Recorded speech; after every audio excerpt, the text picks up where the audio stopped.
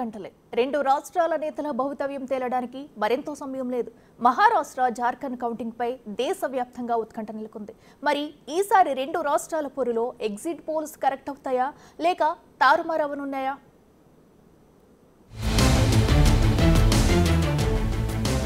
మరికొన్ని గంటల్లో మహారాష్ట్ర జార్ఖండ్ ఫలితాలు వెలువడనున్నాయి.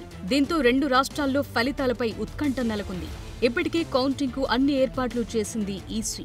ఎక్కడ ఎలాంటి అవాంఛనీయ సంఘటనలు జరగకుండా తగు జాగ్రత్తలు తీసుకుంటోంది.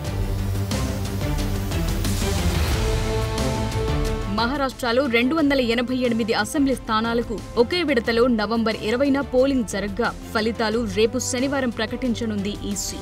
గతంలో ఎన్నడూ లేనంతగా ఈసారి మహారాష్ట్ర ఎన్నికలు ఉత్కంఠగా సాగాయి. ఇక్కడి 288 స్థానాల్లో 4136 మంది అభ్యర్థులు తమ అదృష్టాన్ని పరీక్షించుకుంటున్నారు. గత 2019 అసెంబ్లీ ఎన్నికల్లో 3239 మంది అభ్యర్థులు బరిలో నిలవగా ఈసారి మాత్రం ఆ సంఖ్య 27.7% పెరిగింది. ఇక పోటీలో ఉన్న అభ్యర్థుల్లో స్వతంత్ర అభ్యర్థులు 2086 మంది ఉన్నారు. 2019లో ఎన్నికలు మొత్తం బీజేపీ, శివసేన, కాంగ్రెస్, ఎన్సీపీ కూటమిల చుట్టూ తిరిగాయి. అయితే 2024 కల్లా మహారాష్ట్ర రాజకీయ ముఖ చిత్రం పూర్తిగా మారిపోయింది. గత 2 ఏళ్లలో జరిగిన పరిణామాలతో కూటములు విడిపోయి చేతులు మారాయి. అధికార కూటమి, మహాయుతి, విపక్ష కూటమిగా మహావికాస్ అఘాడీ మధ్య పోటాపోటీగా నడిచిన ఈ పోరులో గెలుపు ఎవరిని వరిస్తుంది అనేది సస్పెన్స్ గా మారింది.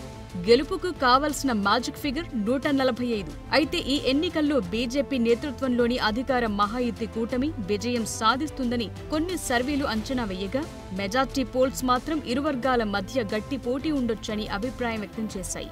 అయితే రిజల్ట్స్ ఇంకా రాకముందే ఆయా పార్టీలు మాత్రం గెలుపుపై ధీమాగా ఉన్నాయి. హస్తం నేతలు గెలుపు మాదే, ప్రభుత్వం ఏర్పాటు చేయబోయేది మేమే అని ధీమాగా చెప్తున్నారు.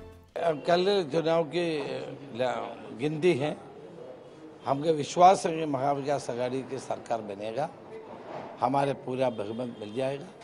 जो पिछले पार्लियामेंट के चुनाव में भी ये दिखा, लोगों ने पूरा विश्वास महाविकास अघाड़ी के ऊपर दिया है. उसी तरह हमारे सरकार बनने की संभावना है. कितना सीट से एक्सपेक्ट करते हैं? सरकार बनने की सीट मिलेगा. మరోవైపు జార్ఖండ్ ఫలితాలపై కూడా ఉత్కంఠ నెలకొంది. జార్ఖండ్ లో మొత్తం 81 స్థానాలుండగా ఇక్కడ పోలింగ్ 2 విడతలుగా జరిగింది. నవంబర్ 13వ తేదీన 43 సీట్లకు తొలి విడత పోలింగ్ జరిగితే నవంబర్ 20వ తేదీన రెండవ దశలో 38 స్థానాలకు పోలింగ్ జరిగింది. మొత్తంగా 2 విడతల్లో కలిపి 1211 మంది అభ్యర్థులు బరిలో నిలిచారు. ఇక్కడ బీజేపీ, ఏజీఎస్యూ, జేడీయూ, లోక్ జన్ శక్తి పార్టీలు కలిసి పోటీ చేశాయి.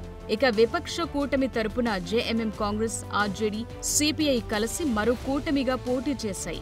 ఇక్కడ కూడా చాలా సర్వేలు ఎన్డీఏకు పట్టం కట్టగా మరికొన్ని ఇండియాకు జైకొట్టాయి. కానీ ప్రజలు ఎలాంటి తీర్పు ఇవ్వనున్నారు అనేది మాత్రం మరికొన్ని గంటల్లో తేలనుంది.